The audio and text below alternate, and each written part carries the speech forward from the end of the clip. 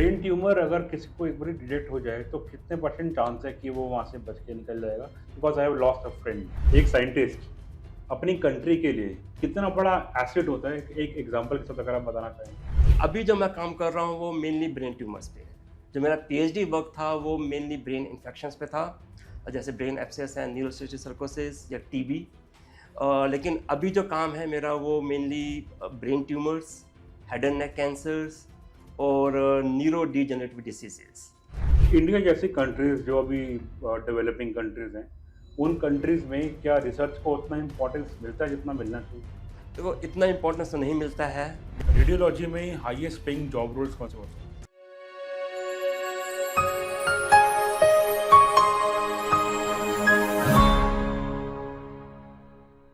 20 लाख से 50 लाख सैलरी, बिना पेशेंट को टच करे, पॉसिबल है? आज हम एक ऐसे करियर के बारे में बात करने वाले हैं जहां मशीन डायग्नोस करती है और डॉक्टर जान बचाता है। रेडियोलॉजी नाम तो सुना होगा, पर रियलिटी क्या है? पैसा, करियर, स्कोप आर्टिफिशियल इंटेलिजेंस से खत्म हो जाएगा या और पावरफुल बनेगा? आज हमारे साथ इस टॉपिक पे बात करने के लिए हैं doctor Sanjeev Chawla. Doctor Sanjeev, welcome to career की बात सौरभ के साथ। Thank you sir, good morning and good morning to everyone. So I am open for discussion. Done करते हैं सर। अब आपके ऊपर हम क्वेश्चंस की बौछार करने वाले हैं। आई होप आपके आंसर्स हमारे ऑडियंस के लिए और जिन्होंने रेडियोलॉजी में अपना करियर बनाना है उनके लिए बड़े काम के आपके आंसर्स होंगे। डॉक्टर संजीव, आपकी जर्नी बड़ी इंटरेस्टिंग रही है, दिल्ली से यूएसए तक, केमिस्ट्री बैकग्राउंड, पीएचडी और आज यहाँ तक का सफर कैसे? या मैं काफ़ी जर्नी काफ़ी इंटरेस्टिंग रही है। तो मैंने सबसे पहले एक्चुअली जो एमएससी की थी मैंने आईआईटी दिल्ली से केमिस्ट्री में, बीएससी किया दिल्ली यूनिवर्सिटी से। उसके बाद मैंने सीएसआईआर का नेट एग्जामिनेशन होता है वो क्लियर किया, ऐसे गेट का एग्जामिनेशन होता है वो क्लियर किया। और उसके बाद फिर मैंने पीएचडी में एडमिशन लिया सीडीआरआई जो लखनऊ में है, सेंट्रल ड्रग रिसर्च इंस्टीट्यूट। तो वहाँ पे मेरा फोकस था एनएमआर। तो NMR stand for nuclear magnetic resonance. तो वहाँ पे मैंने शुरू में वहाँ पे मैंने 6 महीने वर्क किया। और वहाँ पे एक्चुअली एनएमआर में क्या होता है कि उसमें हम डिफरेंट केमिकल्स को एनालिसिस करते हैं, उसका स्ट्रक्चर, उसका डायनेमिक्स। तो उसको हम स्ट्रक्चर को एनालाइज करते हैं। तो वहाँ पे हमारा कोलैबोरेशन था HEPGI लखनऊ। वहाँ पे डॉक्टर आर के गुप्ता हैं। Doctor R K Gupta is considered as a founding fathers of MRI. So MRI stands for magnetic resonance imaging. So MRI actually is a medical application of basic principles of NMR. So NMR से MRI transition जो है actually जो MRI जो start हुआ था वो NMR से ही start हुआ था। तो NMR में एक्चुअली सबसे पहले अगर आप देखोगे उसकी हिस्ट्री, तो सबसे पहले नोबेल प्राइज़ मिला 1940s में। और MRI स्टार्ट हुआ 1970s में, लेकिन उसका जो बेसिक प्रिंसिपल था वो सेम था। तो वहाँ पे मेरा उनका डॉक्टर गुप्ता से काफ़ी क्लोज़ इंटरेक्शन हुआ और मैंने उनको ऑब्ज़र्व किया जब वो एमआरआई, और वहाँ पे पहले से ही कुछ पीएचडी स्टूडेंट्स थे तो मैंने उनसे बात की। और तो मुझे एक्चुअली मेरा शुरू से ही मेडिकल फील्ड में काफ़ी इंटरेस्ट रहा है।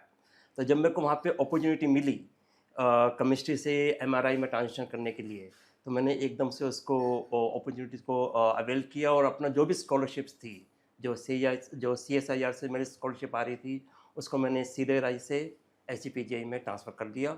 और उसके बाद फिर मैंने वहाँ पर पीएचडी ज्वाइन कर लिया डॉक्टर गुप्ता को। तो मतलब ये आपका जो ट्रांजिशन रहा है केमिस्ट्री से रेडियोलॉजी, ये बाय लक रहा है या आपको अपॉर्चुनिटी मिली और आपने उसको ग्रैब कर लिया, मतलब या आपका मन था शुरू से यही करने का? एक्चुअली मेरा मेडिकल फील्ड में शुरू से ही काफ़ी अच्छा मन था।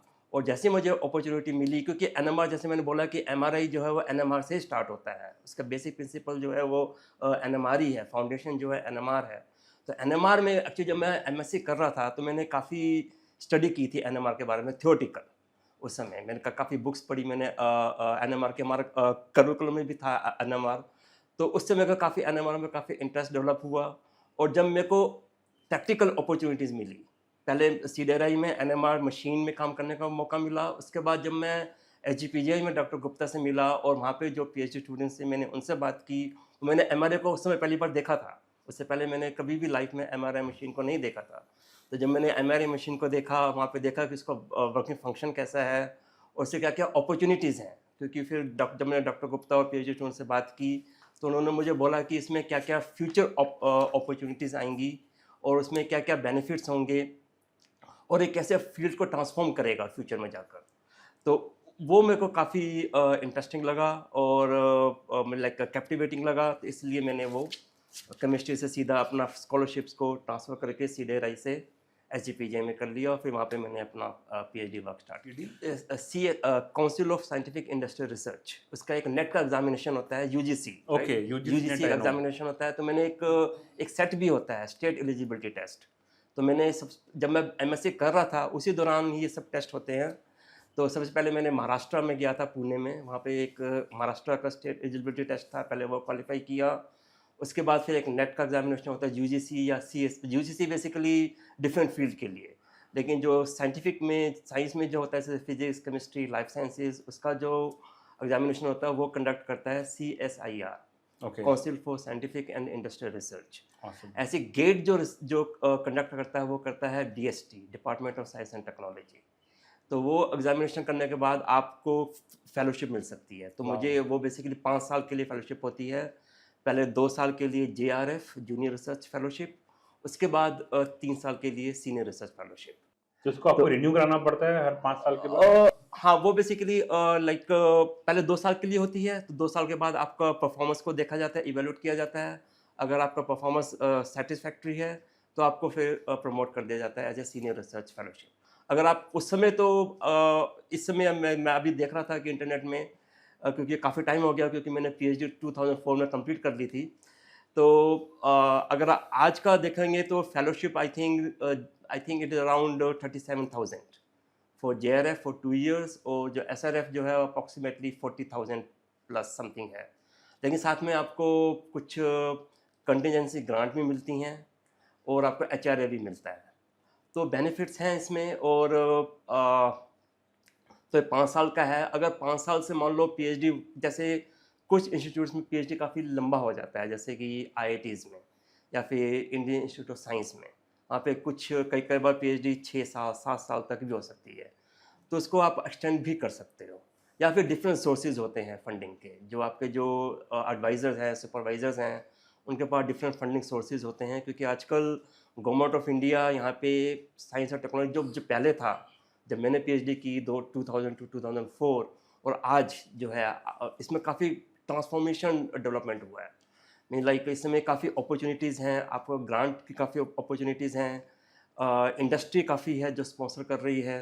तो इस समय काफ़ी अपॉर्चुनिटी है जिसमें कि आपको एक साइंटिस्ट को एक ग्रांट मिल जाती है, और वो जैसे DST हो गया, ICMR हो गया, CSIR हो गया, या DBT है, department of biotechnology, department of science and technology, Indian council of medical research. तो ऐसे बहुत सारी इंडिया में आजकल साइंटिफिक फाउंडेशंस हैं, साइंटिफिक एजेंसीज हैं जो कि आपको फंड करती रहती हैं। तो मान लो आपका पीएचडी मान लो सपोज 5 साल में कंप्लीट नहीं होता है just because of any reason, तो आप उसको 6 साल 7 साल में एक्सटेंड कर सकते हैं, और उसके बाद आपको फंडिंग आपको मिलती रहेगी, आपको फाइनेंशियल सपोर्ट मिलता रहेगा। ऑसम। ये फेलोशिप के बेनिफिट्स क्या होते हैं? जी, आपको just like living expenses, okay, living expenses हैं आपके, मीन लाइक आप उसको कैसे भी एक्सपेंड कर दिए, आपका personal okay, no questions asked. Yeah. Great. तो सिंपल लैंग्वेज में डॉक्टर संजीव, आप करते क्या हैं? जैसे मैंने बताया कि इस समय मैं रिसर्च फैकल्टी हूँ और मेडिकल फिजिसिस्ट हूँ at University of Pennsylvania School of Medicine. तो मैं वहाँ पे करीबन पिछले 20 साल से वर्क कर रहा हूँ। तो जब मैं वहाँ पे आफ्टर पीएचडी, जब मैं पीएचडी करने के बाद सबसे पहले मैं वहाँ पे गया as a post doctor fellow. तो पोस्ट डॉक्टर फेलोशिप होती है वहाँ पे, तो वो डॉक्टर मीन्स लाइक पीएचडी के बाद that's why it's called post doctoral fellow. तो वहाँ पे मैंने कुछ साल पहले पोस्ट डॉक्टर फेलोशिप में काम किया। उसके बाद मतलब ये धीरे-धीरे, पीएचडी से भी ऊपर हो गया? हाँ, पीएचडी के बाद, पीएचडी के बाद। तो फिर अब आप डॉक्टर संजीव हो या डॉक्टर डॉक्टर संजीव? अब वैसे तो पीएचडी है, पीएचडी वैसे डॉक्टर बोलना ही नहीं चाहिए वैसे। अच्छा, तो मैं उसके फेवर में नहीं हूँ। आप ओके, क्योंकि डॉक्टर्स जो होते हैं वो मेडिकल फील्ड, जो आपको पेशेंट को, क्लिनिशियन जो होते हैं, फिजिशियंस होते हैं, उनको आप डॉक्टर बोल सकते हो। तो हमारे पॉडकास्ट में आपको संजीव बोलूँ या डॉक्टर संजीव बोलूँ? आप मेरे को संजीव बोलिए सिर्फ। ठीक है, ठीक done है? है। तो आप मेरे को संजीव बोलिए और मेरे को अच्छा लगेगा। तो सो अभी जो मैं काम कर रहा हूँ वो मेनली ब्रेन ट्यूमर्स पे है। जो मेरा पीएचडी वर्क था वो मेनली ब्रेन इन्फेक्शंस पे था, जैसे ब्रेन एब्सेस है, न्यूरोसिस्टिक सर्कोसिस या टीबी। लेकिन अभी जो काम है मेरा वो mainly brain tumours, head and neck cancers और न्यूरो डिजेनरेटिव डिसीजेस, जैसे मल्टीपल स्क्लेरोसिस है, अमेट्रोफिक लेटेस स्क्लेरोसिस है। और तो एक ब्रेन ट्यूमर्स में मेनली है, एक होता है glioblastomas, they are the very aggressive malignant brain tumours. तो उस पे हम अभी काम कर रहे हैं, और जो हमारा मेन वर्क है उनको डायग्नोस करना, टू प्रिडिक्ट प्रोग्नोसिस डिटरमाइन करना, ट्रीटमेंट प्लानिंग करना। तो ये अभी हम जो है डिफरेंट एमआरआई टेक्निक यूज़ करके हम उसको जो बेसिकली हम फिजिशियंस को, रेडियोलॉजिस्ट को, न्यूरोसर्जन्स को, ऑन्कोलॉजिस्ट को हम हेल्प करते हैं ट्रीटमेंट प्लानिंग में। ब्रेन ट्यूमर अगर किसी को एक बार डिटेक्ट हो जाए तो कितने परसेंट चांस है कि वो वहाँ से बच के निकल जाएगा? Because I have lost a friend, okay, तो मेरे सो लिए थोड़ा-सा ये इमोशनल हो जाता है। This is very good question. तो ब्रेन ट्यूमर्स एक्चुअली बहुत टाइप्स के होते हैं, मोर देन 100 टाइप्स। जो जो मोस्ट मैलिग्नेंट ब्रेन ट्यूमर जो होता है, they are called glioblastomas, they are called grade 4 astrocytomas actually. तो उसका प्रोग्नोसिस जो होता है, मीन्स लाइक उसका क्लिनिकल आउटकम, राइट, वो डिपेंड करता है बहुत सारे फैक्टर्स पे। वो डिपेंड करता है आपकी एज पे, पेशेंट का एज कितनी है, ट्यूमर की लोकेशन क्या है, उसकी कोमोबिलिटीज़ कितनी हैं, मीन लाइक उसके उसके मीन लाइक ब्रेन ट्यूमर के अलावा उसके कौन कौन सी डिसीज़ हैं इस समय, जैसे डायबिटीज़ हो सकता है, हाइपरटेंशन हो सकता है, ठीक है। और उसके बाद फिर underlying molecular markers, genetic markers, right. So epigenetics जो है इस समय काफ़ी इंपॉर्टेंट है, जेनेटिक्स एंड एपिजेनेटिक्स। तो मोलिकुलर मार्कर्स, तो और उसका ट्रीटमेंट कैसे दे रहे हो, और उसका इमोशनल स्टेटस, उसके केयर कैसे हैं, जो जो केयर गिवर्स हैं उसके इमोशनल साथ। स्टेटस से भी फ़र्क पड़ता इमोशनल है? स्टेटस का आप, यस, अगर आप विल है आपके पास सर्वाइव करने की, तो वो बहुत इंपॉर्टेंट होता है। और ट्रीटमेंट कैसे हो रही है अभी। तो क्या मैं इसका ये भी मतलब समझूँ कि अगर कोई ज़्यादा टेंशन में रहता है, तो चांसेस या बढ़ ऑफ जाते हैं कोर्स होने का, स्ट्रेस, यस डिटेक्ट स्ट्रेस, होने से पहले अगर कोई रहता है तो? तो यस। सो स्ट्रेस काफ़ी इंपॉर्टेंट है, इंपॉर्टेंट इम्पोर्टेंट फैक्टर पैरामीटर है। है, यस। और तो उसके लिए काफ़ी, जैसे मैंने बोला कि अंडरलाइंग मोलिकुलर मार्कर्स हैं, जेनेटिक मार्कर्स हैं, उसके फिजियोलॉजिकल मार्कर्स हैं। तो ब्रेन जो है एक बहुत कम्प्लेक्स स्ट्रक्चर है, ठीक है ना। उसमें एक्चुअली इसमें बहुत सारे फाइबर्स हैं हमारे, बहुत सारे लाइक वाइट मैटर स्ट्रक्चर्स हैं।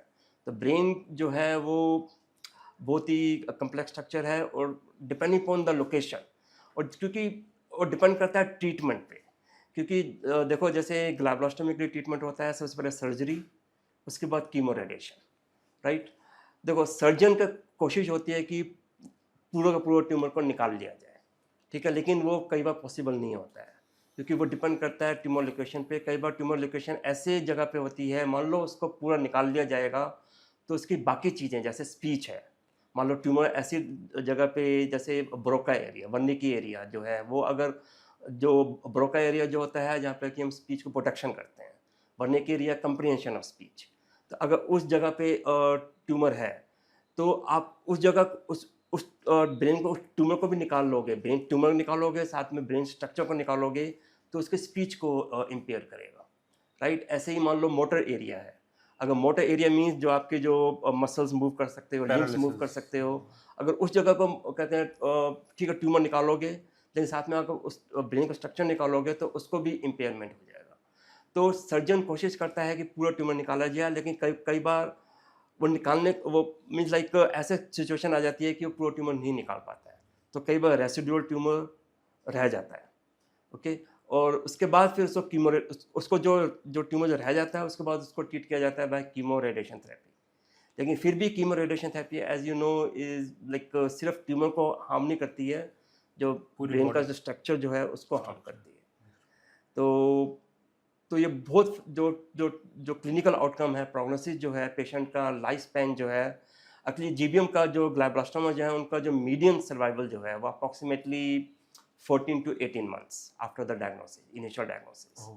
लेकिन हमने बहुत सारे पेशेंट देखे हैं जो कि 5 साल 7 साल तक, अभी मैं एक मेरे कलीग है डॉक्टर सुरेश मोहन, वो रेडियोलॉजिस्ट हैं, वो और मैं मिलके एक क्लिनिकल ट्रायल रन कर रहे हैं। एक नई टेक्नोलॉजी आई है ट्रीटमेंट के लिए, लाइक उसका नाम है tumour treating field, electric field therapy. जैसे मैंने बोला कि ग्लाइब्लास्टोमा को ट्रीट करने के लिए पहले एक होता है surgery followed by chemo radiation. लेकिन एक और एफडी अप्रूव, जो कि एफडी अप्रूव्ड है इलेक्ट्रिक फील्ड थेरेपी, उसमें पेशेंट जो होते हैं वो ट्रांसड्यूसर एरेज वियर करते हैं और उससे इलेक्ट्रिक फील्ड को जनरेट किया जाता है। Sounds very okay, interesting. So electric field generate करके हम ट्यूमर सेल्स को किल करते हैं at a particular intensity and frequency पे। उसका सबसे बड़ा फ़ायदा ये है कि उसका साइड इफ़ेक्ट नहीं है। तो ऐसे बहुत सारे कहते हैं clinical trials like all over the world चल रहे हैं इस समय, लेकिन अनफॉर्चुनेटली वो टेक्निक अभी इंडिया में अभी नहीं आई है। वो अभी फ्यूचर में आ जाएगी। एक कंपनी है नोवाक्योर, जो कि नोवाक्योर कंपनी है, वो इजराइल बेस्ड। तो वो अभी लाइक जैसे यूएसए में तो है, कुछ यूरोपियन कंट्रीज़ में भी है, जापान में भी है। अभी इंडिया में वो टेक्नोलॉजी को भी इंट्रोड्यूस नहीं किया गया, लेकिन आई थिंक नियर फ्यूचर में उसको जब इंट्रोड्यूस कर दिया जाएगा तो उससे पेशेंट को काफ़ी, जो स्पेशली जो पेशेंट जो हैं ग्लाइब्लास्टोमा और ब्रेन मेटास्टेसिस और ऐसी एक्चुअली ट्यूमर ट्रीटिंग फील्ड जो आजकल not only brain tumours, different cancers पर, जैसे लंग कैंसर है, प्रोस्टेट कैंसर है, ब्रेस्ट कैंसर है, उनको ट्रीट करने के लिए भी यूज़ किया जा रहा है। तो होपफुली धीरे धीरे वो इंडिया में इंट्रोड्यूस कहते हैं कर देंगे उसको। डॉक्टर संजीव, आपने बताया कि ये जो टेक्नोलॉजी है ये अभी इजराइल के पास है। नहीं, ये काफ़ी ऑल ओवर वर्ल्ड में काफ़ी जगह यूज़ हो रही है। अच्छा, इजराइल ने बनाई है। इजराइल कंपनी है, फाउंडिंग कंपनी जो है वो इजराइल, उसका जो हेडक्वार्टर जो है वो इजराइल में है। लेकिन इस समय यूएसए में, यूरोपियन कंट्रीज़ में, कुछ एशियन कंट्रीज़ में इंक्लूडिंग जापान में भी इसको इंट्रोड्यूस किया जा चुका है अब तक। तो आई होप मोदी जी की डिप्लोमेसी इतनी अच्छी है कि उन्होंने इजराइल को भी फ्रेंड बना के रखा है, ईरान को भी, अमेरिका को भी, रशिया को भी। तो ये वॉर रुकने के बाद टेक्नोलॉजी आ जाएगी। थिंक होपफुली, सो। यस, होपफुली, और काफ़ी बेनिफिट करेगी पेशेंट्स को, यहाँ पे जो इंडिया में पेशेंट्स हैं इस समय। तो जैसे मैंने बोला कि ये सिर्फ ब्रेन ट्यूमर को ट्रीट नहीं करती है, बाकी ट्यूमर्स को भी, जैसे लंग कैंसर है, प्रोस्टेट कैंसर है, ब्रेस्ट कैंसर है, उसको भी ट्रीट करने में काफ़ी फ़ायदा हो सकता है। लेकिन इस समय थोड़ा सा ये है कि थोड़ा एक्सपेंसिव है ये। इस समय मान लो मैं डॉलर के हिसाब से बोलूँ तो लगभग एक महीने में 20,000 या 21,000 डॉलर के करीब इसका एक्सपेंसिव होते हैं। लेकिन जैसे जैसे यहाँ पे इंश्योरेंस कंपनीज इसको अडॉप्ट करेंगी, क्योंकि ये एफडी अप्रूव्ड है ये, जैसे जैसे इसको हम अडॉप्ट करेंगे तो हो सकता है कि इंश्योरेंस कंपनीज इसमें हेल्प करें और पेशेंट को और केयर गिवर्स को, तो और धीरे धीरे इसको अडॉप्ट किया जा सकता है इंडिया। टेक्नोलॉजी जो है वो specially in the medical field वो किस लिए आती है? एक इंसान को, एक ह्यूमन को ठीक करने के लिए आती है। यस। तो अगर उसको इतना एक्सपेंसिव रखा जाएगा तो उसको यूज़ ही नहीं कर पाएगा कोई। तो क्या वो सिर्फ़ A1 लोगों के लिए रह जाएगा? नहीं, ऐसा है कि जैसे अब जैसे मोदी जी ने ही यहाँ पे काफ़ी अभी जो इंश्योरेंस पॉलिसीज शुरू की हैं उन्होंने, हो सकता है कि धीरे धीरे इसको भी इसमें इनकॉर्पोरेट कर दिया जाए ट्यूमर ट्रीटिंग फील्ड को। तो ऐसे जैसे कि रिसेंटली आई थिंक कुछ इम्यूनोथेरेपीज जो हैं, हालांकि इम्यूनोथेरेपी जो है वो ब्रेन ट्यूमर के लिए अभी कोई एफडी अप्रूव नहीं है, जैसे कि चेक पॉइंट इनिबिटर्स हैं, कार्टी थेरेपी है, वो ऐसी थेरेपीज जो हैं वो बाकी कैंसर्स के लिए, जो एक्स्ट्रा क्रेनियल कैंसर्स हैं, उनको ट्रीट करने के लिए, उनको उसमें बेनिफिट्स हैं पेशेंट का, तो उनको इंट्रोड्यूस किया जा चुका है इंडिया में। तो होपफुली जो फ्यूचर में मैं यही एक्सपेक्ट कर रहा हूँ कि जैसे इम्यूनोथेरेपीज़ को इंट्रोड्यूस किया जा चुका है, तो उसको धीरे धीरे धीरे धीरे इलेक्ट्रिक फील्ड थेरेपी को भी इसको लाइक इंडिया में इंट्रोड्यूस किया जाएगा। ऑसम। क्योंकि इसको एफडी अप्रूवल अभी रिसेंटली मिला है, 2000 आई थिंक 18 में ही एफडी अप्रूवल मिला है for the treatment of newly diagnosed GBMs, और 2015 में आई थिंक एफडी अप्रूवल मिला था for the treatment of recurrent GBMs. तो जैसे कि अभी 10 साल ही हुए हैं इसको अभी इंट्रोड्यूस हुए हुए वर्ल्ड वाइड। तो अभी डॉक्टर्स के लिए भी एक अनिग्मा है ये, क्योंकि डॉक्टर्स को भी अभी जो जो जो ट्रीटिंग फिजिशियंस होते हैं, जो ऑन्कोलॉजिस्ट हैं, न्यूरोसर्जन्स हैं, उनको भी कन्विंस करने के लिए, क्योंकि जैसे जैसे इसका बेनिफिट दिखेगा पेशेंट में, क्योंकि अभी बहुत सारे क्लिनिकल ट्रायल्स चल रहे हैं, हम भी यूएस में इस समय क्लिनिकल ट्रायल एक रन कर रहे हैं। तो जैसे जैसे जैसे आपको मालूम है क्लिनिकल ट्रायल कंप्लीट होने में 4-5 साल लग जाते हैं, उसके बाद उसके रिजल्ट्स आते हैं, तो एक टाइम टेकिंग प्रोसेस है। तो जैसे उसका जब बेनिफिट, क्लिनिकल बेनिफिट दिखेंगे और उसका जैसे जैसे प्रचार होगा different parts of the world, तो वो होपफुली वो इंडिया में भी लाइक इंट्रोड्यूस किया जा सकता है नियर फ्यूचर ऑसम, में। ऑसम। डॉक्टर संजीव, एक साइंटिस्ट, सॉरी मैंने आपको फिर डॉक्टर बोला, आपने डॉक्टर बोलने से मना करा, या तो संजीव, संजीव एक साइंटिस्ट अपनी कंट्री के लिए कितना बड़ा एसेट होता है? एक एग्ज़ाम्पल के साथ अगर आप बताना चाहें? देखो एक साइंटिस्ट, एक वैज्ञानिक जो है एक राष्ट्र के लिए काफ़ी बहुमूल्य संपत्ति होता है। मैं लाइक वो लाइक एक देश के विकास, उन्नति, रक्षा, सुरक्षा में लाइक उसमें काफ़ी कंट्रीब्यूट करता है। जैसे कि जैसे आजकल आप देखें न्यूक्लियर एनर्जी राइट और न्यूक्लियर पावर, जैसे इंडिया में जैसे आप देख सकते हैं होमी भाभा, उन्होंने ही is consider as a father of nuclear technology in India right. उसके बाद डॉक्टर राजा रमन्ना है, डॉक्टर चिदम्बरम हैं, डॉक्टर एपीजे अब्दुल कलाम हैं। ये इतने बड़े बड़े साइंटिस्ट थे, अगर वो उन्होंने न्यूक्लियर टेक्नोलॉजी डेवलप नहीं की होती तो जैसे कि आप देख रहे हो जैसे जो जैसे वेस्ट एशिया में जैसे कॉन्फ्लिक्ट चल रहा है यूएस इजराइल और ईरान के बीच में, और इंडिया जो है इस समय काफ़ी सेफ महसूस करते हैं, हम लोग काफ़ी सेफ महसूस करते हैं because because of the nuclear technology. हमारे पास एक न्यूक्लियर टेक्नोलॉजी, एक हम एक काफ़ी रिस्पॉन्सिबल नेशन है राइट। तो काफ़ी रिस्पॉन्सिबल नेशन है, हम कभी भी फर्स्ट यूज़ नहीं करेंगे उसको, लेकिन वो हमारी सुरक्षा के लिए, रक्षा के लिए है राइट। तो अगर साइंटिस्ट नहीं होते, मान लो अगर होमी भाभा जी नहीं होते या फिर एपीजे अब्दुल कलाम नहीं होते, तो हम एक न्यूक्लियर पावर नहीं होते, और तो एक स्टेबिलिटी नहीं होती राइट। तो इसी वजह से ये तो हो गया न्यूक्लियर का। ऐसे ही मेडिसिन में है, मेडिसिन में भी कहते हैं इंडिया में काफ़ी बड़े साइंटिस्ट हुए हैं जिन्होंने पूरा मेडिकल फील्ड को ट्रांसफॉर्म किया है। तो साइंटिस्ट है, जैसे मैंने बोला कि एक काफ़ी like they lay the foundation, right? So they lay the foundation for the development of the particular country, right? So तो साइंटिस्ट एक बहुत इम्पोर्टेंट रोल प्ले करते हैं।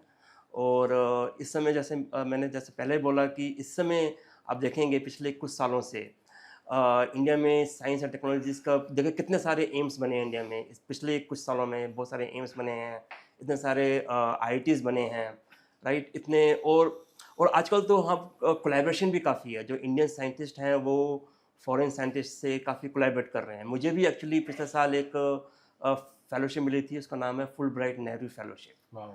तो उसमें होता है कि आप फॉरेन कोलैबोरेटर्स जो हैं वो इंडिया में आके इंडियन साइंटिस्ट के साथ कोलैबोरेट कर सकते हैं। तो मैंने निमहांस में जाके काम किया था। ऐसे ही इस समय बहुत सारी और फेलोशिप हैं जो कि इंडिया की जो गवर्नमेंट है, जैसे कि वेबर फेलोशिप है, जो कि एक फॉरेन जो जो like all over the world जो एनआरआईज जो हैं और साइंटिस्ट, वो उस फेलोशिप को अवेल करके इंडिया में कोलैबोरेट कर सकते हैं साइंटिस्ट।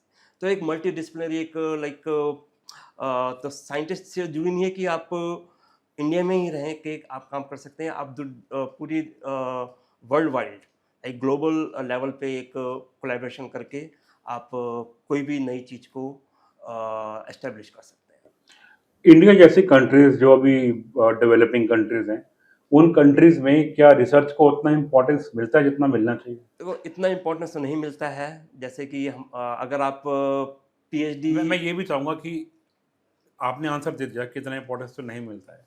तो गवर्नमेंट ऑफ इंडिया को एक मैसेज, एक साइंटिस्ट जो बन चुके हो आप, आपने क्या वो देखा है कि एक ऐसा मैसेज पहुँचे कि मिलना शुरू हो जाए? नहीं, देखो ये गवर्नमेंट लेवल की बात नहीं है, यहाँ पे जनरल पब्लिक की बात है। मान लो आप एक साइंटिस्ट है, एक इंडिया एक साइंटिस्ट, और एक मान लो एक जैसे रेडियोलॉजी में ही है, एक रेडियोलॉजी में एक साइंटिस्ट और एक रेडियोलॉजिस्ट जो कि जो फिजिशियन क्लिनिशियन है। तो आप यूएस में जाओगे तो वहाँ पे दोनों को एक ट्रीट किया जाता है। जैसे अभी जैसे मैंने बोला कि मैं क्लिनिकल ट्रायल एक रन कर रहा हूँ, उसमें मैं एक पीआई हूँ और एक मेरे एक डॉक्टर सुरेश मोहन जो कि रेडियोलॉजिस्ट हैं, वो पीआई हैं। तो वहाँ पे दोनों को आप, ये सिर्फ गवर्नमेंट की बात नहीं है, ये एक जनरल परसेप्शन जो है, जो माइंडसेट बना हुआ है यहाँ पे, एक पीएचडी वर्सेस एक एमडी राइट। जो एमडी जो रेडियोलॉजिस्ट होगा और एक पीएचडी होगा सेम फील्ड में, दोनों को आप एक समान नहीं रखते हैं राइट। और मतलब आप उसको ज़्यादा अहमियत देंगे, ज़्यादा रिस्पेक्ट देंगे रेडियोलॉजिस्ट को जो एमडी होगा इन कंपैरिजन टू पीएचडी। जबकि यूरोपियन कंट्रीज़ में या फिर यूएसए में, वहाँ पे आप दोनों को एक साथ रखा जाता है। हालांकि यहाँ पे जैसे मैं बोला कि यहाँ पे गवर्नमेंट ने पिछले कुछ सालों में काफ़ी नए नए फेलोशिप्स लाई हैं, नए नए इंस्टीट्यूट लिए हैं, इसमें काफ़ी बड़ी बड़ी ग्रांट्स आ रही हैं। जैसे मैंने बोला, जब मैं निमांस गया वहाँ पे, तो वहाँ पे अब एनिमल स्टडीज़ को भी काफ़ी इम्पोर्टेंस दी जा रही है, वाह। क्योंकि एनिमल स्टडीज़ जब तक कि एक्सपेरिमेंट एनिमल स्टडीज़ में नहीं होंगे, प्री क्लिनिकल एक्सपेरिमेंट्स नहीं होंगे, आप उसको क्लिनिकल स्टडीज़ में कैसे उसको अप्लाई करोगे? तो जैसे अब बड़े-बड़े स्कैनर्स जो हैं, जो एमआरआई स्कैनर्स जो हैं, जो कि इंडिया में पहले नहीं थे, अब यहाँ पे लग रहे हैं। जैसे एम्स में 70 एमआरआई स्कैनर भी लग गया है। तो ऐसा नहीं है कि इंफ्रास्ट्रक्चर काफ़ी इस समय काफ़ी बढ़ रहा है, लेकिन फिर भी जो माइंडसेट है एक पीएचडी वर्सेस एमडी का, वो अभी तक नहीं हुआ है। उसको आई थिंक इन कंपैरिजन में आने में आई थिंक अभी 10 साल हो सकता है कि आगे लग जाए। अगर टैलेंटेड रिसर्चर्स इंडिया से बाहर चले जाएंगे तो इंडिया का क्या होगा? नहीं, ऐसा नहीं है कि देखो, जब मैं पीएचडी कर रहा था, उस समय इंडिया में पीएचडी जो एमआरआई की फील्ड में, मैं इसमें से एमआरआई की फील्ड को बता सकता हूँ, तो उसमें बहुत कम इंस्टीट्यूट थे जो कि एमआरआई की फील्ड में पीएचडी करते थे, राइट? लेकिन जैसे अब मैंने बोला कि जैसे कि इंडिया में बहुत सारे अब तो एम्स, आईआईटीज़ हो गए हैं। उसके अलावा लाइक निम्हांस है, काफ़ी बड़ा इंस्टीट्यूट है बेंगलोर में, ऐसी जिपमर है, राइट? सीएमसी वेल्लोर है, सो ऐसी एक सीसीएमबी है हैदराबाद में। तो ऐसे बहुत सारे रिसर्च इंस्टीट्यूट इंडिया में खुले हैं, और हर जगह इंफ्रास्ट्रक्चर काफ़ी इम्प्रूव हुआ है। में हर जगह अब हाई टेक्नोलॉजी, और जैसे एमआरआई सिस्टम्स जो हैं, पहले 1.5 टेस्ला सिस्टम होता था, अब 3 टेस्ला, अब इंडिया में 7 टेस्ला सिस्टम भी आ गए हैं। तो ऐसा नहीं है कि टेक्नोलॉजी का एडवांसमेंट नहीं हुआ है, और इस समय बहुत आई थिंक, और जो रेडियोलॉजी जो है, जो एमआरआई जो है, वो मल्टी डिसिप्लिनरी फील्ड है। उसमें आप different walks of life means like उसमें फिजिक्स भी हो सकता है, केमिस्ट्री भी हो सकता है, लाइफ साइंसेज है, बायो इंजीनियरिंग है, मैथमेटिक्स है, कंप्यूटर साइंस है। किसी भी फील्ड से लोग आके एमआरआई फील्ड को ज्वाइन कर सकते हैं। तो इस समय बहुत सारे लोग, बहुत सारे साइंटिस्ट जो आईआईटीज़ में हैं, वो भी आके उसमें लाइक एमआरआई फील्ड को कंट्रीब्यूट कर रहे हैं। और जैसे मैंने बोला कि अब तो लाइक ग्लोबलाइजेशन हो रहा है, राइट? सो इसमें साइंटिस्ट जो हैं वो इंडिया से बाहर जा रहे हैं, और बाहर से इंडिया में भी आ रहे हैं। तो ऐसे बहुत सारे आई थिंक गवर्नमेंट ने अभी रिसेंटली नहीं कहूँगा, लेकिन पिछले 5-6 साल में कुछ फेलोशिप लाइक एस्टेब्लिश की हैं, जैसे कि रामानुजन फेलोशिप है, या लिंगा स्वामी फेलोशिप्स हैं। वो फेलोशिप जो हैं वो mainly to attract like foreign scientist, जो कि एनआरआई जो हैं, जो बाहर काम कर रहे हैं, उनको अट्रैक्ट करने के लिए इंडिया में। तो उनको जैसे पहले 3 साल का या 5 साल का फेलोशिप दिया जाता है, और उसको ग्रेजुअली उनको फिर अब्जॉर्ब कर लिया जाता है in the Indian scientific system में। तो उनको यहीं पे परमानेंट जॉब मिल जाती है। तो ऐसा गवर्नमेंट ने अभी शुरू किया है, लाइक पिछले 4-5 साल से। संजीव, रेडियोलॉजी का मतलब आम आदमी के लिए क्या होता है? Sir generally speaking, broadly speaking, radiology के 2 पार्ट्स होते हैं। एक तो डायग्नोस्टिक रेडियोलॉजी, और एक होता है इंटरवेंशनल रेडियोलॉजी। सो इंटरवेंशनल रेडियोलॉजी में क्या होता है कि जैसे कि हम सीटी और अल्ट्रासाउंड और x-ray guided minimally invasive procedures करते हैं, जैसे वेस्कुलर डिसीज़ को ट्रीट करने के लिए, ट्यूमर को एब्लेट करने के लिए, कीमो एमोलाइजेशन करने के लिए। वो पार्ट हो गया बेसिकली ट्रीटमेंट के लिए, ठीक है? वो एक स्मॉल पार्ट है रेडियोलॉजी का। जो मेन पार्ट जो रेडियोलॉजी का है वो है डायग्नोस्टिक रेडियोलॉजी। सो डायग्नोस्टिक मॉडलिटीज़ हैं, जैसे कि एक्सरे हो गया, जैसे प्लेन एक्सरे हो गया, अल्ट्रासाउंड सोनोग्राफी हो गया, सीटी स्कैन हो गया, जिसको कैट स्कैन भी बोलते हैं, एमआरआई हो गया, पेट हो गया, पॉजिटिव एमिशन टोमोग्राफी, स्पेक्ट हो गया, सिंगल फोटोन एमिशन टोमोग्राफी। तो ये बेसिकली डिफरेंट इमेजिंग मॉडलिटीज़ हैं, राइट? और सबके डिफरेंट बेनिफिट्स हैं, सबके प्रोज एंड कॉन्स हैं सबके। और जैसे कि सबसे पहले एक्सरे शुरू हुआ था। एक्सरे मेनली मान लो जैसे बोन फ्रैक्चर हो जाए, ठीक है, उसको देखने के लिए एक्सरे यूज़ होता है। सीटी स्कैन जो होता है, सीटी में भी एक्सरेज यूज़ होती हैं। अल्ट्रासाउंड आपको जैसे मालूम है, आपको कहते हैं बहुत ही ईजिली सुपरफिशियल जो सॉफ्ट टिश्यूज़ होते हैं, उनको हम देख सकते हैं, लेकिन इसको जो पेनिट्रेशन डेप्थ जो होती है वो बहुत कम होती है। जो ऐसे कुछ भी ऑर्गन्स या कोई भी लाइक जो बॉडी का पार्ट जो डीप इनसाइड होगा, उसको अल्ट्रासाउंड से देखना मुश्किल होता है, क्योंकि उसकी पेनिट्रेशन पावर कम होती है। On the other hand MRI से फ़ायदा ये है कि पहली बात तो सेफ़ है, राइट? अगर आपको जैसे इलेक्ट्रोमैग्नेटिक रेडिएशन होता है, जैसे पहले गामा रेज़ है, एक्स रेज़ है, यूवी है, विजिबल है, आईआर है, माइक्रोवेव्स है, रेडियो वेव्स है। तो रेडियो वेव्स जो होता है उनका वेवलेंथ काफ़ी ज़्यादा होता है, और वो एनर्जेटिकली कम होते हैं। तो काफ़ी सेफ होता है। तो एमआरआई आप कभी भी कर सकते हो, किसी मान लो जो चाइल्ड बीरिंग वुमेन है उनका भी कर सकते हो, एक छोटे से एक जो काफ़ी ओल्ड एज के पेशेंट है उसका भी कर सकते हो। तो एमआरआई जो है वो काफ़ी सेफ है, अगर आप एक लाइक प्रोसीजर को फॉलो करोगे ठीक से, तो एमआरआई जो है वो आप किसी भी बॉडी पार्ट का कर सकते हो। उसको करने में लगभग अप्रॉक्सीमेटली 30-40 मिनट्स लगते हैं, depending upon the type of the organ you are going to scan और depending upon the number of sequences. तो एमआरआई से आपको एनाटॉमिकल, मेटाबॉलिक, फिजियोलॉजिकल इंफॉर्मेशन मिल जाती है। और जैसे कि आपका ब्लड फ्लो कैसा है, लाइक ऑक्सीजन मेटाबॉलिज्म कैसा है, या फिर ब्रेन के स्ट्रक्चर्स, जैसे मैंने बोला कि पहले जैसे मसल में या ब्रेन में डिफरेंट फाइबर्स होते हैं, उनका ओरिएंटेशन कैसा है, न्यूरोकेमिकल प्रोफाइल कैसी है, मी लाइक जैसे ब्रेन में बहुत सारे केमिकल्स होते हैं, या हमारी बॉडी बॉडी में फैट है, लिपिड है, राइट, मसल्स हैं, तो उनका स्ट्रक्चर कैसा है।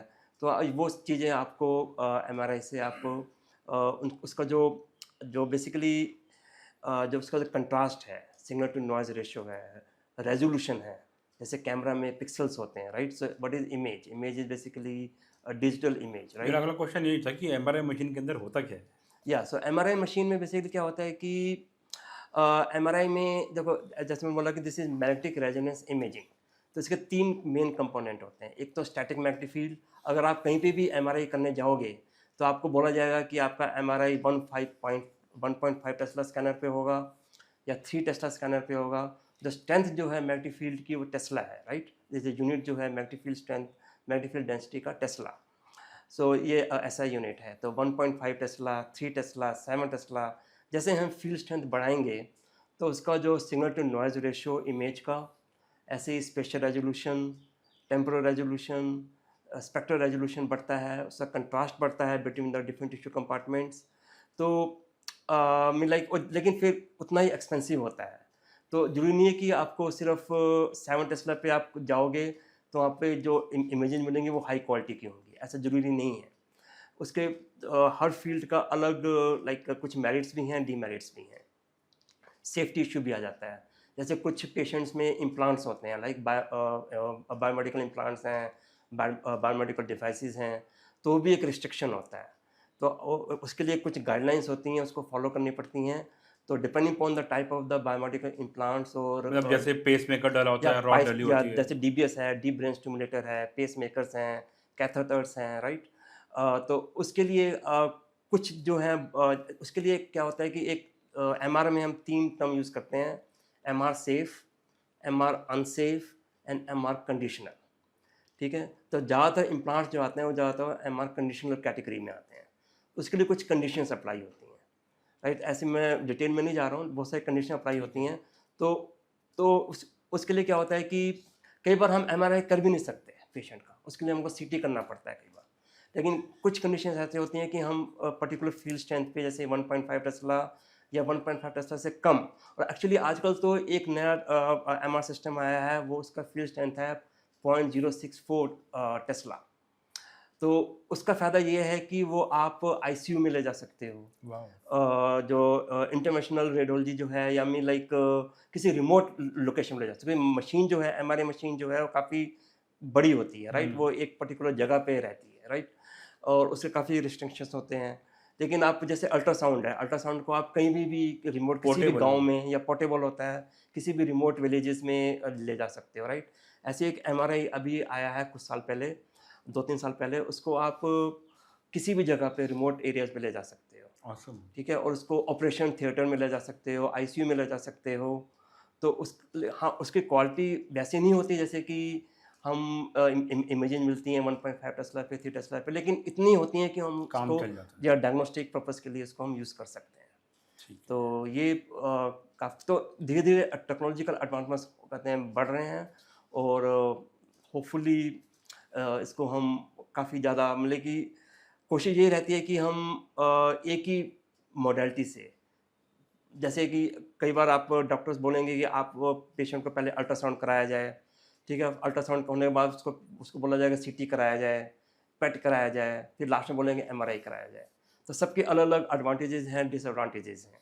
कुछ में आपको मेटाबॉलिक इंफॉर्मेशन मिलती है, कुछ में आपको स्ट्रक्चर इंफॉर्मेशन मिलती है, किस में फिजियोलॉजिकल इंफॉर्मेशन मिलती है। लेकिन एमआरआई में आपको सारी इंफॉर्मेशन मिल जाएगी एक ही साथ, तो वही एक ही नहीं करना सेशन चाहिए में। कि बारी में टाइम बचेगा, लेकिन फिर उसका फिर जैसे कॉस्टिंग। मैं बोला कि उसके कुछ मेरिट्स हैं, डीमेरिट्स हैं। एक तो एक्सपेंसिव है सबसे ओके। पहले।